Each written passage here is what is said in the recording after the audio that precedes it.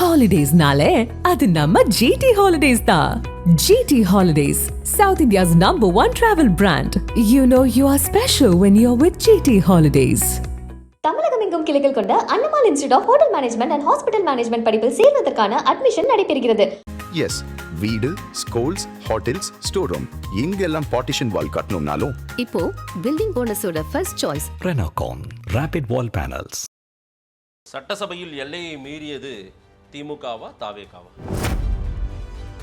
நான் 5 நிமிஷம் பேசுனதுக்கே கொளத்தூர் காலியே. நான் சொல்றேன், இதெல்லாம் தான் திமிர் பேச்சுன்றது. 5 நிமிஷம் இல்ல 50 நிமிஷம் நேற்று உதயநிதி பேசும்போது எந்திரிச்சு டான் பதில் சொல்ல வேண்டியதானே. அவ்வளவு பெரிய கெட்டியாரா இருந்தா உதயநிதி பேசினார்ல, குற்றச்சாட்டெல்லாம் வச்சார்ல. குறுக்கு வழியில் ஆட்சியை காப்பாற்றிக் கொள்ளுகிற முயற்சி குதிரை பேர அரசியல் தான் அது. அதை சொன்னால் ஏன் முதலமைச்சருக்கு கோபம் வருகிறது? நடந்தது குதிரை பேரம். எங்களுக்கு முன்னால் இருந்த 2 கட்சிகளும் என்று ஏன் பேசவில்லை? ஒரே நேரத்தில் 2 எதிரிகளை சம்பாதித்துக் கொள்ள வேண்டாம் என்ற பயமா, தயக்கமா, என்ன காரணம்? எடப்பாடி ரசிச்சிட்டு இருக்காரு. அவர் ரசிக்கிறதே எனக்கு இது வியப்பாக இருந்தது. எதை ரசிக்கிறாரு? அங்க அவர் கிண்டல் பண்ணது போனதெல்லாம் இவர் ரசிச்சிட்டு இருக்காரு. அவர் யாரையோ திட்டுறதுக்கு கதைன்னு சும்மாவது ஒரு கதை விட்டாரு. அதாவது நான் ஒரு கதை சொல்றேன். ஒரு பெரியவர் இருந்தாரு. அடுத்ததுல என்னன்னு கேட்டேன். ஒரு பையனை கேட்டாரு, என்னப்பா தேடிட்டு இருக்கான்னு. அப்பாவை காணோம்னு தேடிட்டு இருக்கேன்னா. இதா கதை? இந்த மாதிரி ஒரு கதையை எங்கேயாவது கேள்விப்பட்டிருக்கீங்களா சார்? ராஜ்மோகன், செங்கோட்டையன், ஆதவர்ஜனா அவங்க தான் இப்போ உங்களுடைய நிலை வித்வான்கள் எடுத்து வாசிக்க ஆரம்பிச்சிருப்பாங்க. முதலமைச்சர் வாத திறமையை நிரூபிப்பதாக இருந்தால் சிவசங்கர், ஆஸ்டின், திரு உதயநிதி ஆகியோர் பேசும்போது குறுக்கிட்டு ஒரு முறை கூட அவரது துறை பற்றிய குற்றச்சாட்டும் விமர்சனமும் வரும்போது பதில் கூறவில்லை. அதன் தமிழர்களுக்கு வணக்கம். பல்வேறு துறைகளில் சிறந்த ஆளுமைகளை சந்தித்து நாம் நேர்காணல் எடுத்து வருகிறோம். அந்த வகையில் மீண்டும் நம்மோடு இணைந்திருக்கிறார் மூத்த பத்திரிகையாளர் துக்ளக் ரமேஷ் அவர்கள். அவரிடம் கேட்பதற்கு நிறைய இருக்கின்ற வாரங்களோடமே கேட்போம். வணக்கம் துக்ளக் ரமேஷ் சார். வணக்கம் மலேஷ். எப்படி இருக்கீங்க? நலம். சட்டசபை நிகழ்வு முடிந்திருக்கிறது, ஒத்திவைக்கப்பட்டிருக்கிறது. முடிந்தவுடன் நம்ம பேசுகிறோம். இந்த சட்டசபை நிகழ்வை நீங்கள் எப்படி பார்க்குறீங்க? இன்றைக்கு முதலமைச்சருடைய பதிலுரை எப்படி இருந்தது? ஒரே கலைபரமாக இருந்தது. உங்களுக்கு சரியாக நடக்குதா? மாண்போடு நடக்குதா? அதாவது வழக்கமாக சபையில் ஒரு புதிய அரசு அமைந்தவுடன் ரகளைகள் தொடங்குவதற்கு இல்லை. ஆனால் நேற்றும் இன்றும் கொஞ்சம் சில சலசலப்பு கொஞ்சம் அதிகமாகவே இருந்ததை பார்க்க முடிந்தது.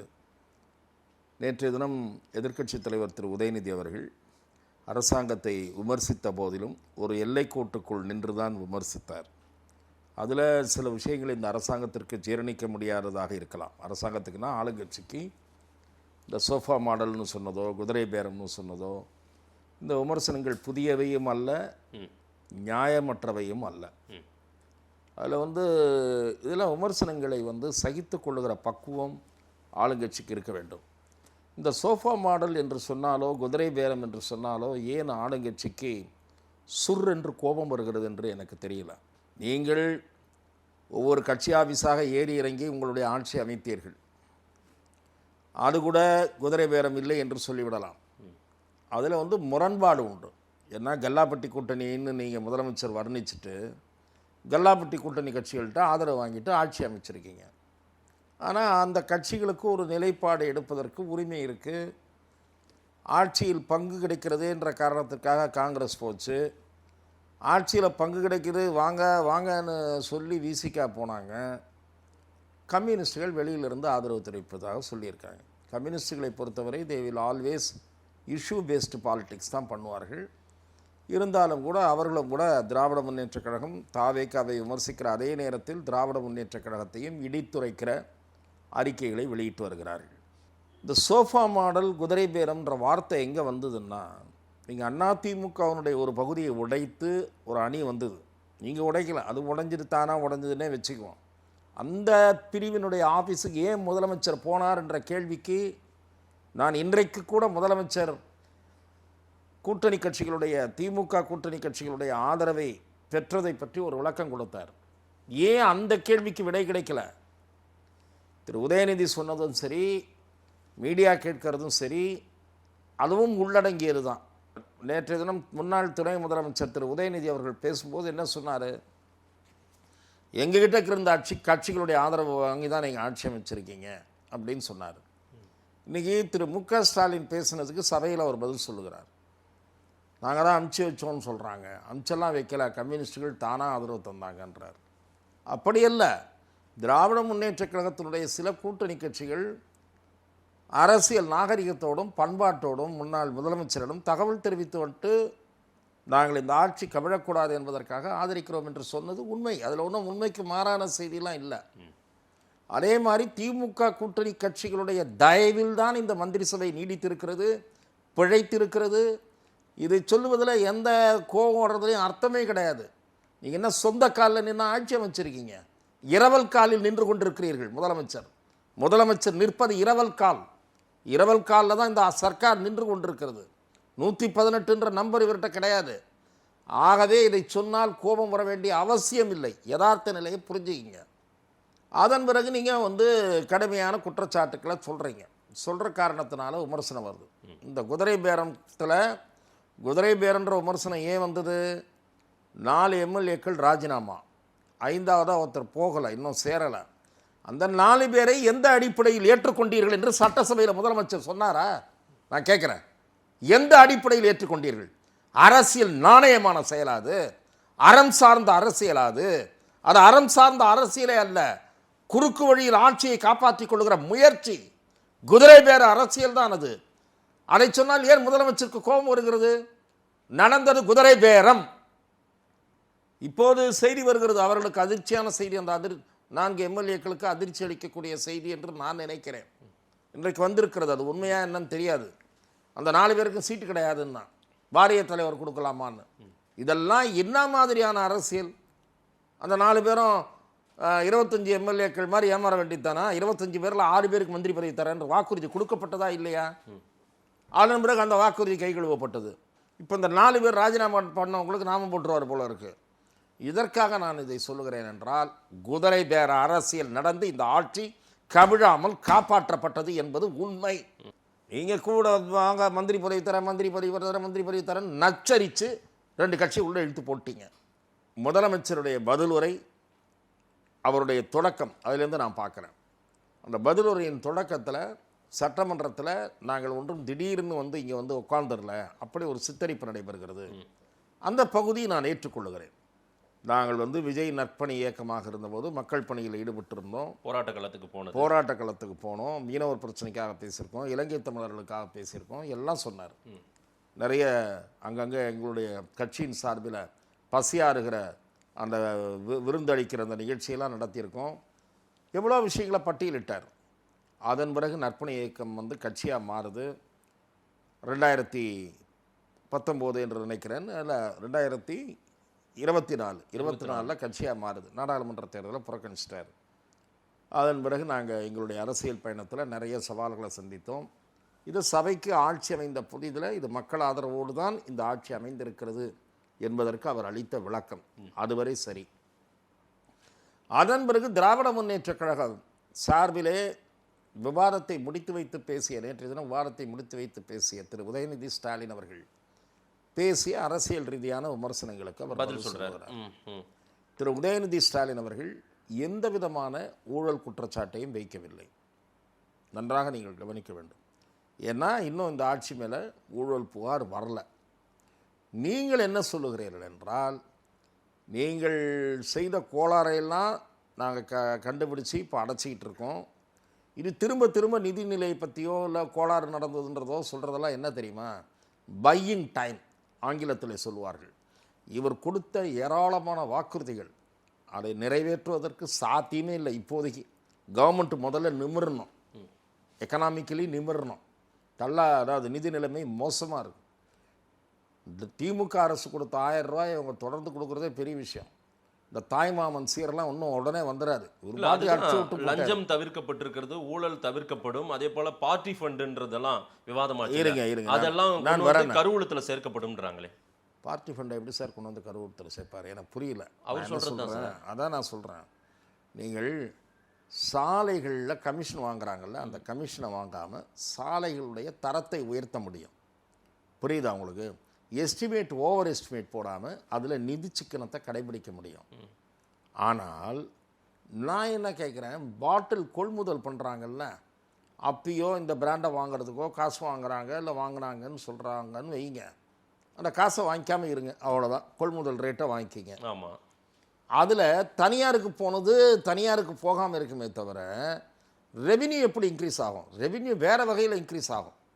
குவாரியில் அனுமதிக்கப்பட்ட அளவை விட மண்ணை அதிகமாக அழல்றாங்க, பில்லு கம்மியாக போடுறாங்க, இந்த மாதிரியான குற்றச்சாட்டுக்கள்லாம் உண்டு. பில்லு முறையாக போட்டு இன்க்ரீஸ் பண்ண முடியும், சிலதை இன்க்ரீஸ் பண்ண முடியும். முதல்ல ஊழல் முழுமையாக ஒழிக்கப்படுகிறதா என்று பொறுத்திருந்து பார்த்து தான் என்னை போன்றவர்கள் பேச விரும்புகிறோம். திராவிட முன்னேற்றக் கழகமும் காத்திருந்து தான் பேசும். நீங்கள் மந்திரிகள் வாங்கலை, ரைட்டு, வாங்காமல் இருக்க போகிறாங்களா, எத்தனை நாள் அந்த பத்தியத்தில் இருப்பாங்கன்றதெல்லாம் பார்ப்பாங்க, மக்கள் பார்ப்பாங்க. ஆனால் சாதாரண மக்கள் ஊழல் ஒழிக்கவே முடியாது. நீங்கள் சாதாரண மக்கள் படுற துன்பத்தை நீங்கள் தலைகீழ நின்னாலும் விஜய்னா எல்லா ஆஃபீஸ்லேயும் போய் நின்றுவாரா? அவங்க கட்சி ஆஃபீஸில் கட்சிக்காரங்களாம் போய் நிற்பாங்களா? எனக்கு புரியல. ஆர்டிஓ ஆஃபீஸில் லஞ்சத்தை ஒழிச்சிருவீங்களா? பத்திரப்பதிவு ஆஃபீஸில் லஞ்சத்தை ஒழிச்சிருவீங்களா? ஊழலை சென்ட்ரலைஸ்டு பண்ணாங்கன்னு சொல்றாங்கல்ல, ஏன் ஊழலே செய்யாமல் இருப்பதற்கு லஞ்சமே வாங்காமல் இருக்கிறது சென்ட்ரலைஸ்டு பண்ண மாட்டாங்களா? என்ன இல்ல, ஒரு மையப்படுத்த மாட்டாங்களா? மையப்படுத்தி எல்லாரையும் ஃபாலோ பண்ண மாட்டாங்களா? அதற்கு மிக விரிவான திட்டம் தேவை, மிக விரிவான கண்காணிப்பு தேவை. நான் ஏற்கனவே ஒரு யோசனை சொன்னேன். பல்வேறு மக்கள் அதிகமாக புழங்குகிற சேவைத்துறைகள், தாசில்தார் ஆஃபீஸு, வட்டார போக்குவரத்து அலுவலகம், சார்பதிவாளர் அலுவலகம், இங்கெல்லாம் விழிப்புணர்வு நடவடிக்கைகளும் பல்வேறு பலகைகளும் இருக்கணும். கேட்டால் இந்த எண்ணில் புகார் தெரிவிக்கலாம். இது ஒன்று. அதிகாரிகள் இத்தனை நாட்களுக்குள் மனு மீது நடவடிக்கை எடுக்க வேண்டும். பட்டா மாறுதலோ பட்டா ரெஜிஸ்ட்ரேஷனோ முறையாக இருந்தால் 15 நாட்களில் அந்த பட்டா அவர்களுக்கு கிடைக்க வேண்டும். இல்லாவிட்டால் தி டெப்டி தாசில்தார் அல்லது அந்த ஆர்ஐ வில் பி சஸ்பெண்டட். முறையற்ற வகையில் ஏதாவது அவர்கள் எதிர்பார்த்தார்கள் என்று சம்பந்தப்பட்ட மனுதாரர் புகார் தந்தால் உடனடி நடவடிக்கை பாயும். புகார் எண்கள் என்று பல நடவடிக்கைகளை எடுத்தால் தான் நீங்கள் கீழ்மட்டத்தில் ஒழிக்க முடியும். ஒழிக்க முடியுமா என்பதை பொறுத்து தான் பார்க்கணும். ஏன்னா இந்த ஆட்சி அமைந்த பிறகு 2 பத்திரிகையாளர்கள், நான் ஒரு பத்திரிகையாளர், இன்னொரு பத்திரிகையாளர், அவரும் நேர்காணலில் சொல்லியிருக்காரு, எங்களுக்கு சொந்த அனுபவம் இருக்குது, லஞ்சம் எதிர்பார்க்கப்பட்ட அனுபவம். ஆக நாங்கள் தலையிட்டு உயர் அதிகாரி அல்லது அமைச்சகத்தில் பேசிய பிறகு அந்த லஞ்சம் கேட்பது என்பது தவிர்க்கப்பட்டிருக்கிறது.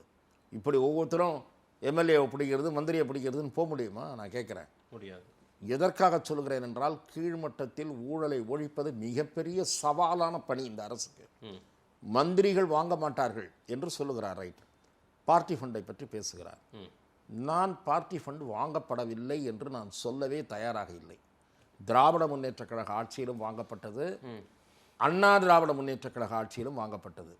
திரு விஜய் ஏன் டிஎம்கே மட்டும் டார்கெட் பண்றாரு? அவங்க தான் முன்னாடி ஆட்சியில் இருந்தவங்க, இப்போ இல்ல ஏடிஎம்கே ஏன் டார்கெட் பண்ணல? உங்கள் வாதப்படி என்ன சார்? விஜயனுடைய வாதம் என்ன? தீய சக்தி ஒன்று, இன்னொரு சக்தி யாரு? ஊழல் சக்தி. அது யாரை சொன்னாரு? அதிமுக தானே சொன்னாரு. எங்களுக்கு முன்னால் இருந்த 2 கட்சிகளும் என்று ஏன் பேசவில்லை? ஒரே நேரத்தில் 2 எதிரிகளை சம்பாதித்துக் கொள்ள வேண்டாம் என்ற பயமா, தயக்கமா, என்ன காரணம்? எடப்பாடி ரசிச்சுட்டு இருக்காரு. அவர் ரசிக்கிறதே எனக்கு இது வியப்பாக இருந்தது. எதை ரசிக்கிறாரு? அங்க அவர் கிண்டல் பண்ணது போனதெல்லாம் இவர் ரசிச்சுட்டு இருக்காரு சபையில பார்த்து. ஆமா, எனக்கு ரசிப்பதே வியப்பாக இருந்தது. சொல்றது உங்களையும் சேர்த்து தான் ஏன் சொல்றாரு? 2017 2026 வரைக்கும் ரொம்ப ஊழல் அதிகமா இருந்த ஆட்சி காலம் இது அப்படின்றாரு. 17 யார் முதலமைச்சர்? எடப்பாடி பழனிசாமி தான். எத்தனாவது வருஷம் வரைக்கும் இருந்தாரு? 21 வரைக்கும் இருந்தாரா? ஆமா. குத்துக்கள் மாதிரி உட்காந்துட்டு இருக்காரு கேட்டுக்கிட்டு. அதாவது அவருக்கு சுய நினைவிலே கேட்டுட்டு இருக்காரா இல்லைன்னு தெரியல. ஏதோ திட்டுறாரு, டிஎம்கே திட்டுறாரு நினச்சிட்டு உட்காந்துருக்காரு போல இருக்கு. ஐயா, ஊழல் பேர் வழின்னு உங்களையும் சேர்த்து தான் சொன்னார். பக்கத்தில் இருக்கிற அக்ரி கிருஷ்ணமூர்த்தியாவது அண்ணே நம்ம ஆட்சியும் சேர்த்து என்ன சொல்கிறாருன்னு கொஞ்சம் உஷார்படுத்தி இருக்கணும்.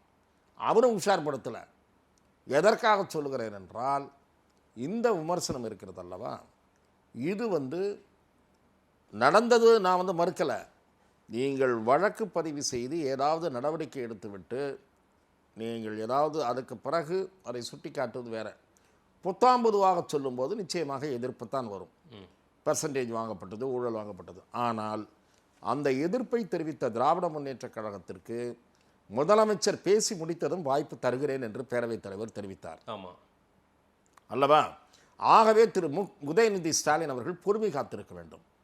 அவர் மாண்புமிகு முதலமைச்சர் பேசி முடித்த பிறகு நீங்கள் நிச்சயமாக பொலிட்டிக்கலாக நீங்கள் பதில் குற்றச்சாட்டோ பதில் விமர்சனமோ, அவர் ஒரு வார்த்தை சொல்லிட்டு வெளியே போயிட்டார். நீங்கள் உங்கள்கிட்ட ஆதாரம் இருந்தால் வழக்கு போடுங்கன்னாரு. தொடர்ந்து அவர் பேச முயற்சித்தார். சபாநாயகர் சொன்னார் அவர் பேசி முடிக்கட்டும்னாரு. நீங்கள் அந்த சவாலெல்லாம் முதலமைச்சர் பேசி முடித்த பிறகு பேசியிருக்க வேண்டும். அவர் அவசரப்பட்டு வெளியே போயிருக்கக்கூடாது. அது என்ன ஆகும்னா, ஏதோ முதலமைச்சர் சாதித்தது போன்ற ஒரு பிக்சர் தான் உங்களுக்கு கிடைக்கும். முதலமைச்சருடைய இன்னொரு விமர்சனத்தை நான் ஏற்றுக்கொள்ளவே இல்லை. எது சார்? கதை சொல்கிறேன்னு ஆரம்பித்தார். குட்டி கதை கதையே சொல்லலை. முதல் வரியிலே அவர் கதை முடிஞ்சு போச்சு. நான் 2 வரியில் கதை முடிஞ்சுதான் நான் இப்போ தான் சரித்திரத்திலே பார்க்குறேன். ஏதோ ஒரு நானும் பல தலைவர் சொல்ல அந்த கதையை கொண்டு வந்திருக்காரு. இல்லை சார், ஏதோ ஒரு மெசேஜை சொல்ல வந்தார். மெசேஜ் எல்லாம் சொல்ல வரல. அவர் யாரையோ திட்டணும், திட்டுறதுக்கு கதைன்னு சும்மாவது ஒரு கதை விட்டார். அதாவது நான் ஒரு கதை சொல்கிறேன். ஒரு பெரியவர் இருந்தார். அடுத்தது லைன் என்னன்னு கேட்டேன். ஒரு பையனை கேட்டார், என்னப்பா தேடிட்டு இருக்கேன்னு. அப்பாவை காணோன்னு தேடிட்டு இருக்கேன்னா. இதா கதை? இந்த மாதிரி ஒரு கதையை எங்கேயாவது கேள்விப்பட்டிருக்கீங்களா சார்? என்ன அதாவது திரு மு.க. ஸ்டாலின் அவர்கள் தேர்தலில் தோல்வியடைந்தது இந்த சட்டமன்றத்தில் இல்லாததை முதலமைச்சர் அப்படி நையாண்டி செய்கிறார். ரசனை குறைவான விமர்சனம், ஆங்கிலத்தில் சொல்வதானால் cheap taste. Cheap taste comment, a comment with cheap taste. இது என்ன ஒரு கதை சொல்கிற லட்சணமா? நீங்கள் கதை சொல்கிற லட்சணமா? நான் கேட்கிறேன். அரசியலில் பெரிய தலைவர்கள் எல்லாம் தோல்வியை தழுவி இருக்கிறார்கள். நான் ஏற்கனவே ஒரு நேர்காணலில் சொல்லியிருக்கிறேன். மிகப்பெரிய தலைவர்கள் தேர்தலில் தோல்வியை தழுவி இருக்கிறார்கள். அதனால் அவர்கள் மக்கள் செல்வாக்கு இல்லாதவர்களாகி விடுவார்களா? அதனால் அவர்கள் அரசியலில் புறந்தள்ளப்பட்டவர்களாகி விடுவார்களா? என்ன பேச்சு இது? இது திரு விஜய் அவர்கள், நான் வெரி சாரி டு சே, இருமாப்பான பேச்சாக நான் பார்க்கிறேன். இதை அவர் தவிர்த்திருக்க வேண்டும். கதை சொல்லுகிறேன் என்ற பேரில் ஒரு நெடிய பொது வாழ்க்கைக்கு சொந்தக்காரர். அவர் மிசால 1 வருஷம் இருந்தார். இவர் 1 வாரம் இருப்பாரா? நான் கேட்குறேன். மிசால 1 வருஷம் இருந்தார் சார். அவருடைய இயக்கத்தை சேர்ந்தவர்கள் அடிபட்டார்கள், சித்திரவதைக்கு ஆளானார்கள். மிசால இருந்த கொடுமைகள், மிசா சிறைக்கால கொடுமைகள்லாம் தெரியுமா உங்களுக்கு? அந்த சிறை வாசத்திற்கு பிறகு நடைபெற்ற அத்துமீறல்கள், எக்ஸஸ், போலீஸ் எக்ஸஸ், ஜெயிலில் இருந்த அதிகாரிகளுடைய எக்ஸஸ், இதை பற்றி விசாரிப்பதற்கு மாண்புமிகு நீதியரசர் தலைமையில் இஸ்மாயில் அவர்கள் தலைமையில் இஸ்மாயில் கமிஷன் அமைக்கப்பட்டது. இந்த வரலாறுலாம் விஜய்க்கு தெரியுமா? மிசால என்ன நடந்ததுன்னு தெரியுமா அவருக்கு? திரு விஜய் அவர்கள் முதலமைச்சர் பேசவே மாட்டேன்றாரு, ஏன் மௌனமா உட்காந்துருக்காருன்னு எதிர்க்கட்சி தலைவர் கேட்டாரு. நான் கேட்கிறேன், அந்த கேள்விக்கு நீ பதில் சொல்லியிருக்காரு. இருங்க, நான் 5 நிமிஷம் பேசுனதுக்கே கொளத்தூர் காலியே. நான் சொல்றேன், இதெல்லாம் தான் திமிர் பேச்சுன்றது. 5 நிமிஷம் இல்ல 50 நிமிஷம். நேற்று உதயநிதி பேசும்போது எந்திரிச்சு டான்னு பதில் சொல்ல வேண்டியதானே? அவ்வளோ பெரிய கெட்டியாரா இருந்தா உதயநிதி பேசினார்ல, குற்றச்சாட்டெல்லாம் வச்சார்ல, ஏன் ராஜ்மோகனும் ஆதவ அர்ஜுனாவை எழுந்து துள்ளாங்க? ஏன் சார், முதலமைச்சர் கையில் இருக்கக்கூடிய டிபார்ட்மெண்ட்டுடைய விவரம், இவர் ஆட்சி பொறுப்பேற்ற பிறகு எத்தனை போக்சோ வழக்குகள் பதிவாகின, எத்தனை குற்றவாளிகள் கைது செய்யப்பட்டிருக்கிறார்கள்னு ராஜ்மோகன் எழுந்து படிக்கிறார். முதலமைச்சர் எதற்கு இருக்கிறார்? அந்த துறையை வைக்கிற முதலமைச்சர் காவல்துறையினுடைய உதவி இல்லாமல், காவல்துறையினுடைய தகவல் இல்லாமல் அமைச்சர் ராஜ்மோகன் அவர்கள் படித்திருக்கவே முடியாது. அவர்னா பெரிய ஞான திருஷ்டி கிடைச்சிருக்கு அவருக்கு. எத்தனை வழக்கு பதிவாச்சுன்னு டிஜிபி ஆஃபீஸ்லேருந்து அந்த பேப்பர் போயிருக்கணும், அவருக்கு அந்த இன்ஃபர்மேஷன் போயிருக்கணும். அது தவறே கிடையாது. ஏன்னா senior members of the house அவங்களே முன்ன கேட்டிருக்காங்க போலீஸ்கிட்ட, ரூலிங் பார்ட்டியை சேர்ந்தவர்கள். நான் நேற்று எதுனா ஒரு வாரத்தில் சொன்னேன், சிஎம்க்கு இன்னைக்கு டைம் சார், அதனால முன்னாடி பேசல. அதெல்லாம் கிடையாது. உங்களால் விவாதத்தில் குறுக்கிட்டு பேசக்கூடிய திறமை இல்லை. சரி, ஒருவேளை அந்த திறமை இனிமே வளர்த்துக் கொள்ளலாம். இன்னைக்கு விவாதம் நடந்திருந்தா இன்னைக்கு எல்லாம் கடைசி வரைக்கும் சார், ஒரு நிமிஷம் சார், இன்னைக்கு அவர் படித்ததெல்லாம் ப்ரிப்பேர்டு ஸ்பீச் சார். 5 நிமிஷம் தான் சொந்தமாக பேசினார். மீதியெல்லாம் ப்ரிப்பேர்டு பண்ணி கொண்டு வந்துட்டாரு. ஒருவேளை அத கலோக்கியலா பேசினார். அவருடைய திமுகவினர் உள்ள இருந்திருந்தா நிச்சயம் அவர் பதில் கொடுத்திருக்குவார்ல, அது நடந்திருக்கும்ல. கொடுத்திருப்பாருன்னு நீங்க தான் சொல்றீங்க, நான் நம்பல. உதயநிதி எழுந்து பேசினவருக்கு என்ன பண்ணுவார்னா, ராஜ்மோகன், செங்கோட்டையன், ஆதவ அர்ஜுனா அவங்க தான் இப்போ அவங்களுடைய நிலை வித்வான்கள் எடுத்து வாசிக்க ஆரம்பிச்சிருப்பாங்க. முதலமைச்சர் அவருடைய திறமையை நிரூபிப்பதாக இருந்தால், வாத திறமையை நிரூபிப்பதாக இருந்தால், சிவசங்கர், ஆஸ்டின், திரு உதயநிதி ஆகியோர் பேசும்போது குறுக்கிட்டு ஒரு முறை கூட அவரது துறை பற்றிய குற்றச்சாட்டும் விமர்சனமும் வரும்போது பதில் கூறவில்லை. முதலமைச்சர் விஜய் அவர்கள் சட்டசபையில் தனது திறமையை, இன்னும் பயிற்சியை எடுத்துக்கொண்டுதான் வளர்த்து கொள்ள வேண்டிய நிலையில் இருக்கிறார். இது கண்கூடாக தெரிகிற விஷயம். நான் பல முதலமைச்சர்கள் இந்த அவையிலே பேசுவதை பார்த்திருக்கிறேன், பல புதியவர்கள் எழுந்து பதிலளிப்பதை பார்த்திருக்கிறேன். சார் இவங்களும் புதியவர்கள் சார், இவங்க ஒரு புது பாணியை கையாளணும்னு நினைக்கிறாங்க. நேற்று கூட உதயநிதி ஸ்டாலின் எதிர்க்கட்சி தலைவர் பேசினதும் பதில் சொல்லிட்டாரு, நேத்தே முடிஞ்சிருச்சு. திரு ராஜ்மோகன் சொல்லி முடிச்சிட்டாரா இல்லையா? ஆமாம், நேற்று ராஜ்மோகன்லாம் நிறைய பதில் சொன்னார், எல்லாம் சொன்னார். பேரவைத் தலைவர் சபை முடிந்ததுன்றாரு, ராஜ்மோகன் எந்திரிக்கிறாரு, எல்லாரும் உட்காந்துட்டாங்க. சில மந்திரிகள்லாம் எந்திரிச்சிட்டாங்க சார், எந்திரிச்சு லாபிக்கு போகிறதுக்கு இருக்காங்க. ராஜ்மோகன் பேசுகிறாரு. இது நான் வந்து பேரவைத் தலைவர், நானும் இந்த பேரவை நடவடிக்கைகளை 40 ஆண்டுகளுக்கு மேலாக ஒரு செய்தியாளராக பார்த்து கொண்டிருக்கிறேன். பேரவை நின்றைய நிகழ்ச்சிகள் இத்துடன் முடிவுற்றனன்னு பிறகு ஒருத்தர் எந்திரிச்சு பேசவே முடியாது. எப்படி அவருக்கு மைக் அணைப்பு கொடுக்கப்பட்டது? ராஜ்மோகனுக்கு பேரவைத் தலைவர் அந்த கன்செஷனை கொடுத்துருக்கவே கூடாது. இன்றைய பேரவைத் தலைவர் மதிப்புக்குரிய ஜேசிடி பிரபாகர் அவர்கள், நான் கடந்த சில நாட்களாக பார்க்கிறேன், பேரவையை சிறப்பாக வழிநடத்துகிறார். நான் அதில் குறையே சொல்லவில்லை. ஆனால் நேற்று நடந்த ராஜ்மோகன் சபை முடிந்த பிறகு பேச எழுந்ததும் அதற்கு அனுமதி அளிக்கப்பட்டதும் தவறான முன்னுதாரணம். நடந்திருக்கவே கூடாது, மரபு மீறல். ஆனால் பொதுவாக இந்த 2 நாள் விவாதத்தில் பேரவைத் தலைவர் பெருமளவுக்கு நடுநிலையுடன் தான் நடந்து கொண்டார். ஒரு விஷயம் நான் உடன்படவில்லை. இன்றைக்கு சட்டசபை முடிகிற நேரத்தில் முதலமைச்சர் வந்து ஒரு ஆக்ஷன் சைகை காட்டலாமா அப்படின்னு கேட்குறாரு. இவர் பர்மிஷன் கொடுக்குறார். இது எப்படி நான் கேட்குறேன்? நேற்றைய தினம் நீங்கள் என்ன சொன்னீங்க? சபையில் இருக்கக்கூடிய உறுப்பினர்கள் எப்படி நடந்து கொள்ள வேண்டும் என்பதற்கு ஒரு பெரிய நோட்ஸ் கொடுத்தாரு. அதற்கு காரணம் என்னன்னா, இல்லை நேற்று வந்து திமுக எம்எல்ஏ ஒரு 2 நாளைக்கு முன்னாடி என்னாச்சு, துரை சந்திரசேகர் அவர்கள் பக்கத்தில் இருந்த உறுப்பினர்களிடம் ஒரு சைகை மொழியில் யாரையோ கிண்டல் செய்கிறார். அந்த கிண்டல் வீடியோ வைரலாக பரவிவிட்டது. அந்த வீடியோவைத்தான் அவர் இந்த உறுப்பினர் பெயரை குறிப்பிடாமல் சில உறுப்பினர்கள் அவையில் சிலரை இமிட்டேட் செய்கிறார்கள். இது தவறான போக்கு, இது அவையில் ஏற்றுக்கொள்ள முடியாது, பேரவைக்கென்று ஒரு ஒழுங்கு இருக்கிறது, கண்ணியம் இருக்கிறது, அதெல்லாம் சொல்கிறாரு. அது இவருக்கு பொருந்தாதா? முதலமைச்சருக்கும் பொருந்தும். நான் இன்னும் அது பெரிய செஞ்சு பெரிய காமிச்சிட்டாரெலாம் நான் நினைக்கல. அவருடைய திருப்தி அது.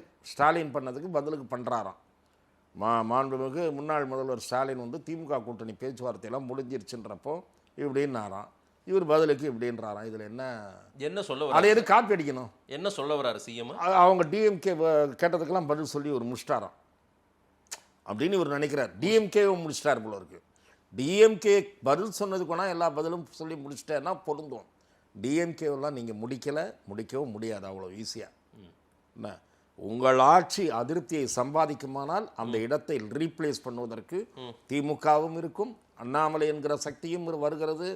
ஆகவே முதலமைச்சர் அவர்கள் கொஞ்சம் அந்த ஸ்டைல் பேச்சு, பப்ளிக் மீட்டிங் ஸ்டைலு, நான் ஒன்று சொல்லட்டுங்களா ஆனால் அப்படின்ற அந்த இதெல்லாம் அந்த நக்கல், அந்த கூட்டத்துக்கு என்ன தேவையோ, அதாவது இன்னைக்கு அவருக்கு ஓட்டு போட்டவங்களுக்கு என்ன தேவையோ அதை கொடுக்குறாரு. அதை ஓட்டு போட்டவங்களுக்கு கொடுக்க வேண்டிய இடம் சட்டமன்றம் இல்லை. அதுதான் நல்ல நீங்கள் பார்த்தீங்கன்னா அவங்க ஓட்டு போட்டிருக்காங்க சார். ரசிச்சு ஓட்டு போட்டாங்கன்னா அவங்கள போய் வெளியில பேசுங்க, சட்டசபையில் அதை பேசிட்டு இருக்கக்கூடாது. நீங்கள் அதனால தான் என்ன அவருக்கு என்ன ஸ்டைலோ அதை பேசுகிறார் சார். அதனால தான் என்னாச்சு, நீங்கள் ரசிச்சிங்கல்ல, நான் ஒரு வீடியோவை ரசித்தேன். வீடியோன்னா என்னது, ஒரு ஃபோட்டோ கிளிப்பிங்கை ரசித்தேன். நேற்று வந்து அந்த ஃபோட்டோ கிளிப்பிங் நீங்கள் பார்த்தீங்களான்னு தெரில, சொல்லுங்கள். முதலமைச்சருடைய பிரச்சாரம் சட்டசபைக்குள்ளே இருக்குது. ஆமாம், கீழெல்லாம் மெம்பர்ஸ் எல்லாம் உட்காந்துருக்காங்க. இவர் மேலேருந்து பேசுகிறாருன்னு. நல்ல காலம் அது ஒன்று தான் நடக்கலை. என்ன, ஏன்னா வேன் உள்ளே வர முடியாது. அந்த மாதிரி எதுக்கு சொல்கிறேன்னா, அது மக்கள் உங்களை அப்படி பார்க்குறாங்க. நீங்கள் இதை ரசிக்கிறாங்கன்றீங்க. டிஎம்கேவை இந்த கிண்டல் பண்ணுறது, ஸ்டாலினை உள்ளே அனுப்பலைன்றது, அப்புறம் வந்து சோஃபான்னு சொன்னதுக்கு தான் இவ்வளோ கோவமும். சோஃபா குதிரை மாடல், குதிரை பேரம், சோஃபா வியாபாரம் பண்ணுறதுன்னா வெளியே போய் பண்ணுங்க, ஏதாவது பிஸ்னஸ் பண்ணுறது அதுதான். அதெல்லாம் நீங்கள் சொல்லுங்கள். நான் என்ன சொல்கிறது, சோஃபா ஒவ்வொரு ஆஃபீஸுக்காக போச்சா இல்லையான்றது தான் கேள்வி. அவங்கவுங்க வாங்கினதா சொல்கிறாங்க. அவங்களையே கேவலப்படுத்துறீங்க, கொச்சப்படுத்துறீங்கன்னு ராஜ்மோகன் சொன்னார்ல அமைச்சர். அதுதான் நான் சொல்கிறேன். அவங்களே கூட வாங்கியிருக்கட்டும், அவங்களே தான் வாங்கியிருப்பாங்க. சோஃபாவே இல்லாமலாம் இல்லை. உங்களை பிளாஸ்டிக் சேர் எல்லாம் நாங்கள் கொடுக்கல அப்படின்றாரு அவர். அது ரைட்டுங்க, பிளாஸ்டிக் சேர் கொடுத்தாங்களோ இல்லையோ. நான் என்ன சொல்கிறேன், ஏன் இரிட்டேட் ஆகுறீங்க? என்ன காரணம்னா, ஒவ்வொருத்தர் ஆதரவாக தயவாக தேடி போனீங்கன்றது தான் அதனுடைய பொருள். தானாக வந்தாங்கன்றாரு முதலமைச்சர். இன்னைக்கு தானாலாம் வரல, கட்சி ஆஃபீஸ் படிப்படியாக ஏறி போனார். என்ன, ஆகவே அந்த கட்சிகளுடைய ஆதரவை பெற்றது கூட அந்த கட்சிகள் அறிவிப்புக்கு பிறகு நன்றி சொன்னாரோ, அறிவிப்பை எதிர்பார்த்து அது வரப்போகுதுன்னு தெரிஞ்சுட்டு பண்ணாரோ, எதுவாக இருந்தாலும் ரைட்டு. அதிமுக ஓரத்தில் நடந்தது குதிரை பேரம் தான். அந்த குதிரை பேரம்னு சொன்னால் உங்களுக்கு ஏன் கோவம் வருது? பாரதிய ஜனதா சொன்னால் வாய்கிலேயே என்ன வேணாலும் பேசுவீங்க. பாரதிய ஜனதா அந்த மாநிலத்தில் பண்ணுது, இந்த மாநிலத்தில் பண்ணுது. அப்புறம் வந்து நீங்கள் ஊழல் சக்தியை நீங்கள் சேர்த்துக்கிட்டு கட்டி பிடிச்சிக்கிட்டீங்கன்னா கங்கா ஸ்நானம் தெளிக்கிறீங்களா அவங்க மேலே? இன்னும் வாஷிங் மிஷின் விஜய்கிட்ட இருக்கா? இந்த கேள்விகள் உங்களை நோக்கி தான் வரும். ஆகவே சட்டமன்ற நிகழ்வுகளை பொறுத்தவரை ஆரம்பமே ஒரு இதுவாக இல்லை. என்னன்னா அடுத்தடுத்து வருகிற பட்ஜெட் கூட்டத்தொடரில் இன்னும் சூடாக இருக்கும் போல இருக்கு. ஆகவே முதலமைச்சர் சட்டம் ஒழுங்கு, மின்சார வெட்டு இதுக்கெல்லாம் பதில் சொல்லியிருக்காரு. அதை நான் இல்லை என்று மறுக்க மாட்டேன். எதிர்க்கட்சிகளுடைய சட்டம் ஒழுங்கு பற்றிய கேள்வி, கொஞ்சம் அவகாசம் கொடுங்க, சரி பண்ணுறோம். உங்கள் ஆட்சியில் கட்டுப்படுத்தப்படாத போதையினுடைய விளைவு தான் இப்போது டிஜிபியை போடலை. அந்த விமர்சனம் தான் நியாயமான விமர்சனம். திராவிட முன்னேற்ற கழக ஆட்சியில் கிட்டத்தட்ட ஒரு 3-4 மாதம் டிஜிபி சீட்டை காலியாக வச்சுட்டு இருந்தாங்க. அது ஏற்றுக்கொள்ளவே முடியாத நடைமுறை. அதெல்லாம் நான் ஒத்துக்கிறேன். ஆனால் பப்ளிக் மீட்டிங் மாதிரி அவர் தொடர்ந்து அதே பாணியை பின்பற்றுவது அதை ஏற்றுக்கொள்ள முடியாது. அதே மாதிரி விமர்சனங்களுக்கு அவ்வப்போது பதில் சொல்லுகிற முறை இன்னும் அவர் அதற்கு தயாராகவில்லை என்பது இந்த கூட்டத்தொடரில் வெளிப்பட்டு விட்டது.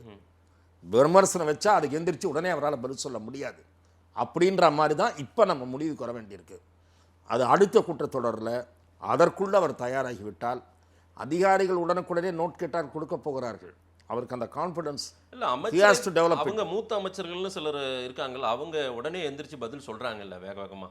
சார் எல்லாத்துக்குமா முதலமைச்சர் பதில் சொல்லணும்? எல்லாத்துக்கும் சொல்ல தேவையில்லை சார். உங்கள் டிபார்ட்மெண்ட்டு சார், உங்களை நோக்கி விமர்சனம். சார் நான் போலீஸ் துறைக்கு குற்றச்சாட்டு வச்சா பர்வேஸ் எந்திரிச்சு பதில் சொல்லுவார்னா பர்வேஸே போலீஸ் இலாக்காவை பார்க்கலாமே, நீங்கள் எதுக்கு பார்க்கணும்? ஆகவே நான் எதற்காக சொல்லுகிறேன் என்றால், முதலமைச்சர் துறைக்கு முதலமைச்சர் தான் பதில் சொல்ல வேண்டும். வேறு துறை அமைச்சர்களுக்கு முதலமைச்சர் கூட பதில் சொல்லலாம். ஏன்னா முதலமைச்சர் எல்லா டிபார்ட்மெண்ட்டு ஃபைலையும் கிளியர் பண்ணுறவர், எல்லா டிபார்ட்மெண்ட்டுக்கும் நிதி ஒப்புதல் வழங்கக்கூடிய நிலையில் இருக்கிறவர். ஆகவே சட்டமன்றத்தை இன்னும் பயனுள்ள வகையில் பயன்படுத்துவதற்கு ஆளுங்கட்சி முன்வர வேண்டும், எதிர்க்கட்சியும் அதற்கு ஒத்துழைப்பளிக்க வேண்டும். இல்லாவிட்டால் அது மோதல் மன்றமாகத்தான் தொடரும். 60 வருஷமா அந்த நாட்டை அழிச்சிட்டீங்க, ஒழிச்சிட்டீங்க அப்படின்றாரு, கெடுத்துட்டீங்கன்றாரு. அவர் வந்து எம்ஜிஆர் அண்ணாவையெல்லாம் புகழ்ந்து பேசுகிறார். ஆனால் 60 வருஷம்னு அந்த டென்யூர் சொல்கிறாரு. ஆனால் அவர் சொல்கிறது 2017 to 2026ன்றாரு. அதே ஒரு குழப்பமாக இருக்குது. இல்லை, திராவிட இயக்கங்களை 2 பேரையும் சேர்த்து விமர்சிக்கிறதாக இருந்தால் அதை அவர் வெளிப்படையாக செய்ய வேண்டும். அவருடைய குறி எனக்கு தெரிந்து திமுக தான். திமுக மீது வெறுப்புணர்வை கக்குகிறார் அவர். முதலில் அந்த வெறுப்புணர்வு பேச்சுக்களை முதலமைச்சர் தவிர்க்க வேண்டும்.